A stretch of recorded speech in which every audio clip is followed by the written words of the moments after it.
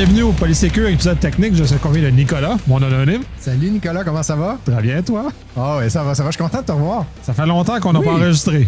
Qu'on s'est vu peut-être pas si tant que ça, mais qu'on a enregistré ça fait un bout de temps. On était dû. On était franchement très dû. Aujourd'hui, on va parler de Cloud IDS, qui est un produit dans lequel tu es franchement très impliqué. Fait que je vais te laisser amorcer avec ça. Puis, ben, comme d'habitude, je vais poser des questions. Puis peut-être rire au passage. Yes, absolument. Fait que je sais pas si tu t'en rappelles que la première fois que je t'ai parlé de Cloud IDS, pour moi, c'est un petit projet que j'ai vraiment à cœur. C'est un projet qui m'a permis chez Google d'apprendre un peu comment évoluer dans Google comme pour ma carrière, puis pour naviguer dans cette grande entreprise-là, puis pas juste me limiter à mon rôle de Customer Engineer. Fait que, parce que IDS, j'ai été impliqué dès les débuts, au moment, plusieurs mois avant le lancement. Puis, en gros, ce que ça fait IDS, c'est... En fait, je vais te poser une question. As-tu déjà essayé de déployer des pare-feux dans le cloud avec peu importe le vendor? T'as-tu déjà essayé ça? Ben, oui. Parce que je ne suis pas très favorable à déployer des firewalls en nuage parce que c'est des outils sur site qui s'adaptent très mal à cette réalité-là, puis ça fait mal d'essayer de faire quelque chose avec ça. C'est juste souffrant, là, essentiellement. Là. Tu as raison que ça s'adapte mal. Puis il y a une grosse raison. La principale raison pourquoi ça s'adapte mal, c'est que le cloud, dans sa structure fondamentale, n'a pas été conçu pour rajouter un workload en avant d'un workload. Fondamentalement, c'est ça que c'est. Quand tu rajoutes un firewall en avant de ton workload, c'est un workload en avant d'un workload. C'est une machine virtuelle de peu importe le vendor. Que ce soit Palo Alto, Fortinet, Checkpoint, Cisco, n'importe lequel vendor, c'est essentiellement une VM que tu allumes. Puis là, tu fais toute la plomberie autour pour permettre d'inspecter et d'intercepter le trafic pour pouvoir bénéficier de tout ce que cette technologie-là est super bonne à faire. Puis le problème fondamental, puis la raison pour laquelle c'est un casse-tête à exécuter, c'est que pour que ça fonctionne, tu dois rajouter des load balancers en avant puis en arrière, parce que ultimement, ce que tu veux pas avoir un single point of failure, right? Absolument pas. Bon, c'est ça. Fait, ce que tu veux, c'est être capable d'être élastique, de dire si j'ai pas beaucoup de charge, je mets une VM de firewall. Si j'en ai beaucoup, j'en rajoute. Pour que ça marche dans le cloud, peu importe le cloud provider, tu as besoin des load balancers. Et ça complexifie la patente.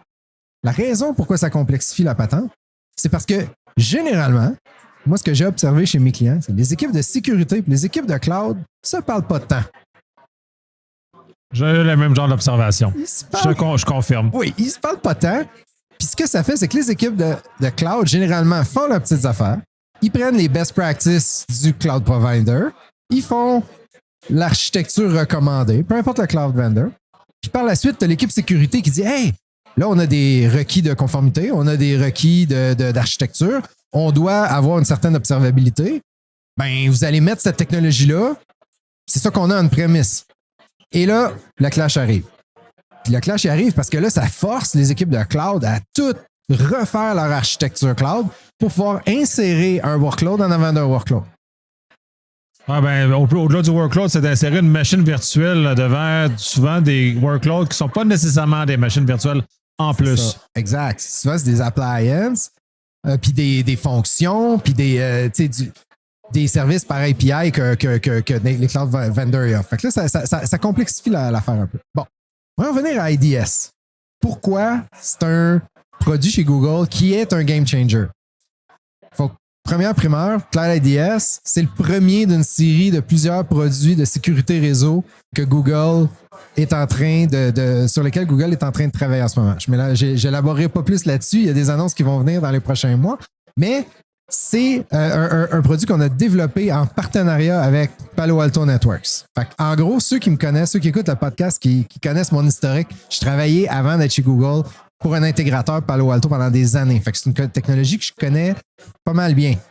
Lorsqu'ils ont annoncé à l'interne qu'on lançait Cloud IDS powered by Palo Alto, là, ça m'a intéressé. Puis c'est à ce moment-là que j'ai décidé de m'impliquer dans cette équipe-là. Quand on dit que c'est un produit qu'on a lancé conjointement avec eux, c'est en gros ce que Cloud IDS fait, c'est on utilise la technologie de Palo Alto Networks. Donc, toute leur Threat Intelligence Database qu'ils ont bâti depuis plus de 10 ans, on réutilise ça. Puis ce qu'on vient, c'est qu'on vient l'insérer, on vient copier le trafic à destination d'un workload vers des versions gérées de Palo Alto, en fait. Fait que c'est un service complètement géré où est-ce que Google va s'occuper de prendre la technologie, de capturer le trafic, d'envoyer une copie de ce trafic-là vers des machines virtuelles gérées par Google. Donc, c'est un vraiment fully managed. Donc, Google s'occupe de gérer l'élastique de la chose, c'est-à-dire avoir assez d'instances de VM Palo en arrière pour que ça fonctionne, s'assurer que la configuration qui est utilisée là-dessus fonctionne, s'assurer que tout le scripting, l'infrastructure as code qui en découle est tout conforme aux best practices du vendor. Puis par la suite, on interface ça dans la console de Google Cloud. Quand on l'interface, on appelle ça un endpoint. Fait que dans le fond, on met un endpoint IDS par VPC chez Google. Puis on vient capturer le trafic pour l'envoyer sur ce endpoint-là. Par la suite, les paquets sont analysés, sont traités avec tout le stack que Palo Alto est reconnu dans le marché pour avoir. Ce qu'on fait par la suite, c'est on prend les logs de ça, on les retourne dans Cloud Login, qui est l'engine de login de Google Cloud. Ouais, ben c'est ça que tu te retrouves avec une façon qui était historiquement sur site. Dans le fond, on avait une machine, une affaire comme ça. Où, dans le fond, Google vient tout enlever la complexité et offre aux clients à ce moment-ci d'avoir un vrai service cloud dans lequel le client ne consomme que le service et ne consomme pas une VM. Puis d'aller beaucoup plus loin avec ce moteur-là et donc de l'intégrer dans l'ensemble de son infrastructure et avec toutes les facilités des tableaux de bord et ainsi de suite qui sont disponibles. Là. Pour les tableaux de bord, on va y revenir, mais assurément qu'au niveau de l'intégration, c'est très facile. Ce que ça permet, en gros, il faut regarder le cycle de vente typique pour nous quand on arrive en avant d'un client puis qu'on se dit hey, on veut régler tes problèmes. Qu'est-ce qui te manque en termes de visibilité? Mais nos clients, ce qu'ils nous disent, c'est on veut remettre la même chose qu'on avait on-prem. Parfait. C'est quoi qui te bloque en ce moment? Tu sais, ce que je t'ai dit tantôt, c'est là, c'est parce que là, c'est compliqué, il faut réussir à faire des preuves de concept, pour réussir à faire. Le cycle de vente, il est très long. C'est-à-dire le cycle d'implantation, il est très long. Versus Cloud IDS, c'est out of the box. Fait que moi, ce que ça me permet de faire, c'est au lieu de prendre plusieurs mois, où est-ce qu'on va dire parfait, qu'est-ce que ça te prend comme structure de VPC? Qu'est-ce que ça te prend comme structure de load balancer? Comment est-ce qu'on va intercepter les flux de trafic? C'est quoi les flux de trafic? C'est quoi les VM que tu as besoin? Comment est-ce qu'on automatise ça? Ça, généralement, quand j'aide mes clients à faire ça, ça prend des semaines puis des mois. Avec Cloud IDS, c'est out of the box. On s'en va dans la console, on allume ça, on sélectionne les workloads sur lesquels on veut capturer. Voilà, that's it, c'est fait. Oui, mais c'est la beauté du cloud, justement, où on soumet à l'opérateur toute la complexité.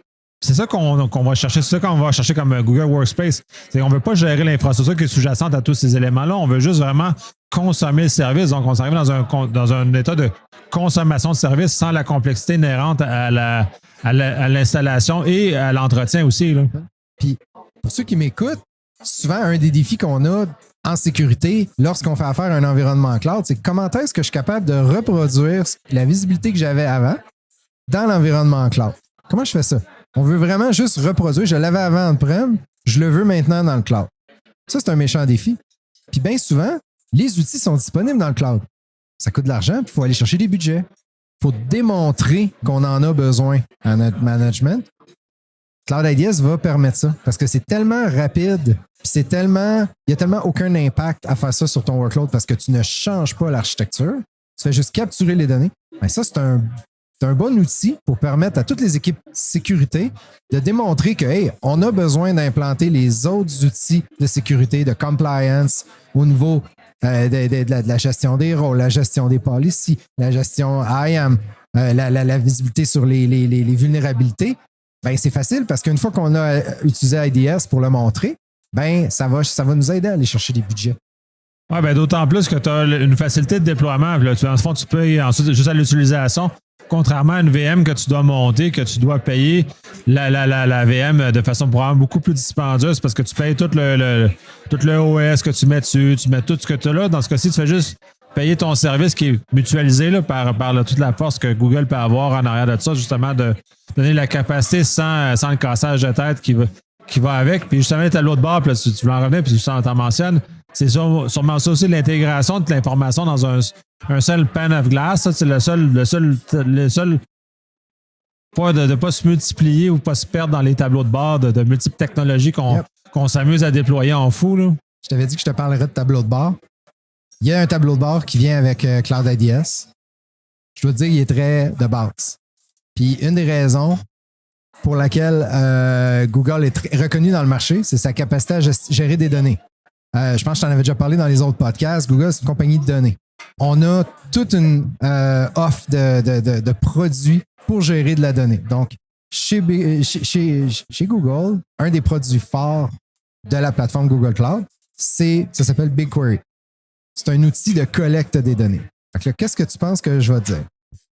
Ben, les informations ont l'air de se diriger dans cette zone-là. C'est ça. Cloud IDS, essentiellement, lorsqu'on retourne les logs de Cloud IDS, c'est un log de Palo Alto. C'est exactement le même log en JSON que ce que tu aurais avec des firewalls Palo Alto. Mais ces logs-là, il va se faire enregistrer dans Cloud Login, qui est la console. Maintenant, si tu veux prendre ce log-là et l'utiliser ailleurs, comment tu fais? Bien, il y a une façon très simple de prendre ce log-là qui est dans le Cloud Login puis de l'exporter. Typiquement, ce que tu vas faire, c'est que tu vas l'exporter dans ton SIM, right? On va créer un Cloud Login, un Cloud Router Sync qui va dire tous les logs d'IDS, transfère ça à mon Splunk, par exemple. C'est out of the box. Tu t'en vas littéralement dans la console, tu dis fais-moi une règle, tout ce qui sort d'IDS, envoie ça dans Splunk. Tu peux l'envoyer dans une autre fonction qui s'appelle PubSub aussi, qui là te permet de l'interfacer avec littéralement n'importe quel autre outil. Donc, si vous avez un SOAR, par exemple, que vous voulez générer selon certains paramètres des actions dans votre SOAR, bien, on peut les déclencher à partir de là aussi. La dernière chose qu'on est capable de faire, bien, c'est de l'envoyer dans BigQuery, qui est l'outil d'analytique, de data analytique de Google. Donc, je pense qu'on en avait déjà parlé. Oui, ça, on a déjà parlé de BigQuery, qui était un outil, peut-être pas l'idéal, mais qui est un bon point de démarrage pour le management des logs pour les gens qui ne veulent pas encore aller avec le full-fledged SIM, par exemple. Bien, dans les faits, une donnée de sécurité n'est pas très différente d'une donnée de marketing, d'une donnée de ressources humaines, d'une donnée financière. Une donnée, c'est une donnée. La donnée qu'on prend de Cloud IDS, qui est essentiellement un log en format JSON de Palo Alto, qui dit voici ton adresse IP source, ton adresse IP destination, voici le CVE, voici le niveau de criticalité ou le App ID, le numéro d'App ID. Tout ça, on est capable de le transférer dans ton data lake d'entreprise. Puis une fois qu'il est dans ton data lake d'entreprise, on peut mettre des tableaux de bord. On peut construire nos propres tableaux de bord. Fait qu'essentiellement, la plateforme de Google Cloud, si tu voulais, tu pourrais te bâtir ton propre SIM à toi. Tu pourrais bâtir le SIM Nicolas. Ça pourrait être on veut pas ça, par exemple. Ça tente pas? Non? Non, moi, reconstruire ce qui existe déjà n'est pas dans ma philosophie, disons. C'est bon, ça. C'est bon. Mais tu as la possibilité de le faire. Puis ce qui est bien, c'est qu'on a lancé l'année passée, en fait, c'est un de mes collègues, Yann et moi, l'année dernière, on a monté ce qui s'appelle un Looker Block. C'est pour Cloud IDS. Donc, c'est-à-dire, si tu t'en vas dans le marketplace de Looker, puis tu fais une recherche sur Cloud Intrusion Detection System ou Cloud Armor, on a fait Cloud Armor aussi.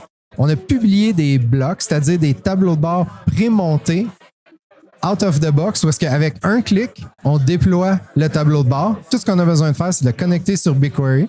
Puis si tu as envoyé tes logs de Cloud IDS dans BigQuery, voilà, tu viens de te ramasser avec un full-fledged visualization engine que tu es capable de détecter. OK, c'est quoi mes top CV? C'est quoi mes top attaques? C'est quoi mes top talkers? Top source? Top destination? Tu es capable de créer plein de tableaux de bord sur mesure puis de creuser. Tu peux même envoyer des alarmes à ton système d'étiquette. Bref, je n'embarquerai pas dans Looker, les capacités de Looker en sécurité, mais clairement que Cloud IDS, il y a une intégration très simple à faire dans ce sens-là.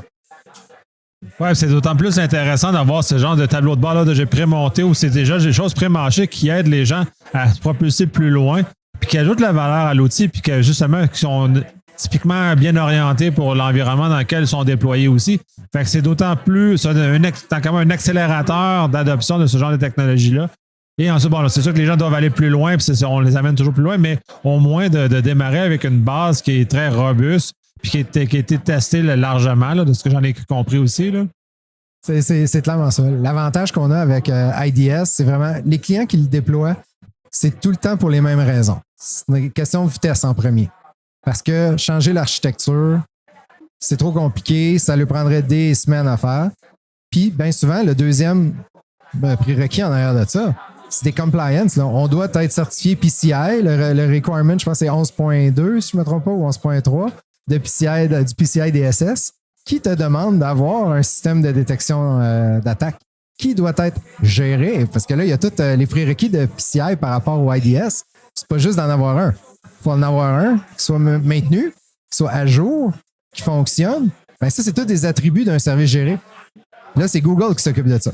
Fait que Google s'occupe de les maintenir disponibles, de les maintenir à jour, puis que ça fonctionne. Puis toi, tout ce que tu as besoin de t'assurer, c'est quoi le trafic que je veux capturer pour mon scope PCI, par exemple. On l'envoie là-dedans, on retourne les logs, puis là, tu fais les logs, ben, ça suit ta politique d'entreprise. Oui, c'est toute la beauté des services gérés comme ceux-là, parce que justement, on se sauve tellement de problèmes. Mais encore, puis moi, je suis encore fasciné parce que je vois tellement de gens qui se donnent du trouble. Et justement, comme tu mentionnais plus au début, les équipes de sécurité arrivent, on va mettre un IDS dans la patente.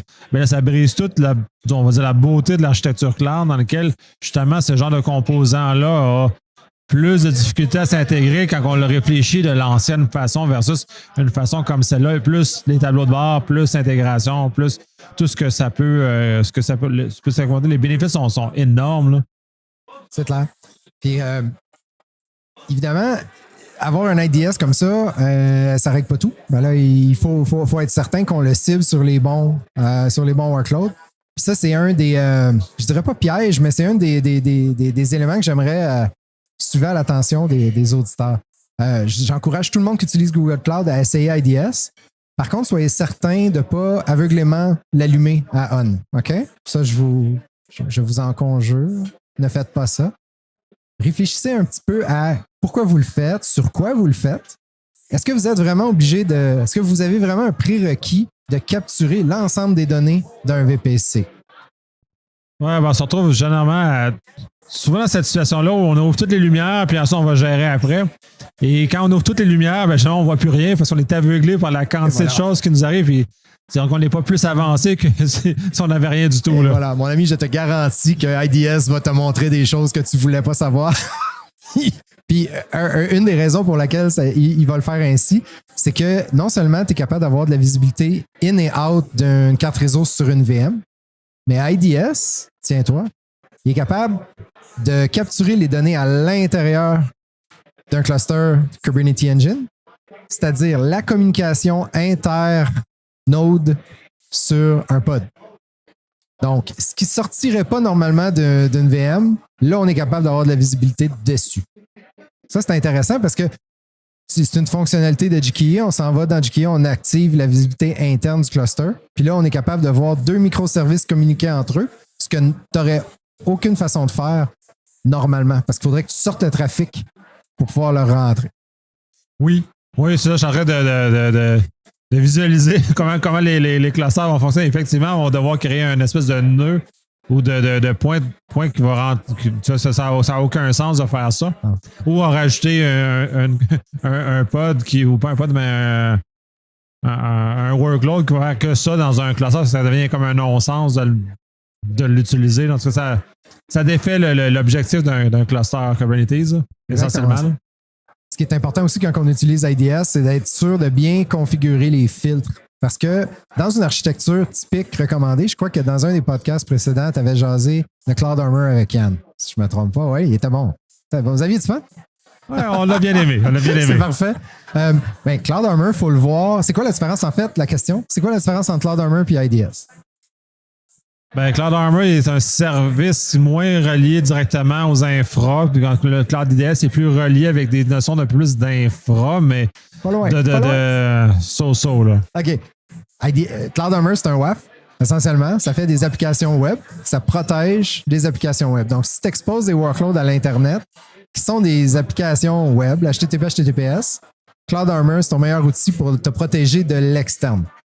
Maintenant, si ce n'est pas une application web, ou que c'est une application où est-ce que le trafic est sortant ou du trafic latéral, comment tu vas faire ça? Cloud Armor ne réglera pas ça. Fait que ce qui est important de comprendre, c'est la différence entre Cloud Armor et IDS. C'est vraiment une question de fondamentalement, on ne les utilise pas pour les mêmes raisons. Oui, ben effectivement, moi c'était naturel là, parce que c'est justement Cloud Armor, c'est un web, fait que c'est purement web, là, puis c'est moins infra, c'est plus applicatif, puis versus Cloud Armor, pas Cloud, excuse, Cloud DS, c'était beaucoup plus basé sur mes notions, mes anciennes notions de réseau puis des choses de base, des choses très anciennes, mais qui sont encore utiles, mais pas de la même façon. Puis c'est ça aussi, ça l'amène, c'est que ça vient moderniser ces vieux concepts-là, mais en n'injectant pas les biais négatifs qu'on pouvait avoir avec l'infra physique. Justement, c'est scalable. Puis ben, tu peux rattacher juste avec quasiment juste en cochant une case, tu rattaches ton trafic. Tu le fais voir par ta capacité d'analyse. Non, c'est ça. Si on essaie de le visualiser, c'est que le trafic qui arrive d'Internet vers une application web va être intercepté, filtré par Cloud Armor. Mais ça, c'est du HTTP, HTTPS. Maintenant, une fois qu'il rentre, il va atteindre son workload de destination. Ça se pourrait que le workload de destination, c'est pas la finalité. Souvent, c'est on rentre dans le front-end, puis par la suite, on va appeler plusieurs services. S'il y a une vulnérabilité qui est exploitée quelque part, bon, IDS va être capable de l'avoir sur tout ce qui a passé la couche du WAF. Si jamais tu commences à avoir des patterns de communication bizarres entre pods ou entre workloads, donc du trafic latéral, IDS va être capable de le capturer. Armor ne serait pas capable. Si jamais tu commences à avoir des indicateurs d'exfiltration de données, IDS va le capturer aussi. Fait que ce qui est important, c'est que quand on commence à utiliser Cloud IDS, il faut vraiment bien setter les paramètres parce que si on essaie de capturer tout le trafic qui rentre d'Internet, alors qu'on a déjà Cloud Armor, c'est comme un peu la ceinture puis les bretelles. Je l'ai déjà vu. Oui, ben, c'est correct. Là. Je veux dire, moi, ça me dérange pas, mais ça crée énormément de bruit. Mais ça n'ajoute pas de valeur. Non, il n'y a pas de valeur là. La grosse valeur d'IDS, c'est vraiment mouvements latéraux, exfiltration de données. Là, on est capable d'être couvert. Puis, il y en a certains qui vont me dire, oui, mais c'est un IDS, ça ne bloque pas. Oui, mais tu as même dit que tu le branchais sur des éléments suffisamment connexes qui vont amener à faire les actions qui sont posées. Puis en info nuagique, généralement, on ne bloque pas par du réseau conventionnel, mais par des changements. Ah, j'aime ça. Par de l'infrastructure as a code, par exemple. C'est comme ça qu'on arrive à faire les bonnes opérations. Tu sais, quand tu y penses, c'est que si IDS détecte qu'il y a un workload qui est présentement, qu'il y a une exploitation, qu'il y a quelqu'un qui essaye d'exploiter une vulnérabilité, ben, il n'y a rien qui t'empêche, vu que tu as maintenant le log, de déclencher via ton store ou via n'importe quelle autre fonction, de mettre ce workload-là en quarantaine ou d'appliquer des patchs ou de faire essentiellement tout ce que tu veux. Fait que ta prévention, tu l'as indirectement. Tu es capable de la faire indirectement. Oui, mais c'est ça, on n'a plus besoin de bloquer au sens réseau, on a juste besoin d'agir sur l'infrastructure avec la capacité qu'on a. Avant, on ne peut pas fermer la machine. Là, on peut littéralement fermer la machine quand on la sent détectée, on la sent menacée ou menaçante, ou dépendant dans quel état on est rendu. On est capable d'agir tout de suite, là, justement, comme tu dis, mais on peut changer de segment réseau dans un claquement de doigts. Ouais. Fait que c'est beaucoup plus facile d'agir et c'est justement la réflexion doit évoluer, puis c'est ça, je l'ai pas vu beaucoup encore. Puis, lorsqu'on parle d'orchestration comme ça, le gros bénéfice, c'est vu que ton log est en format JSON Palo Alto, ben généralement, tous les outils d'orchestration, d'automatisation, toutes les SIM, c'est facile, les playbooks existent tous déjà pour Palo Alto vu que c'est un produit mainstream. Fait qu'en termes d'intégration, pas mal facile à faire. C'est vraiment chouette tout ça. Je pense qu'on a fait comme un bon tour d'horizon. Est-ce qu'il y a d'autres éléments que tu n'as pas... que tu aimerais aborder? On a fait le tour pour IDS. Stay tuned pour des annonces futures. Il y a de quoi d'intéressant qui s'en vient à très court terme. Très hâte d'avoir ça. C'est bon. Merci. Salut.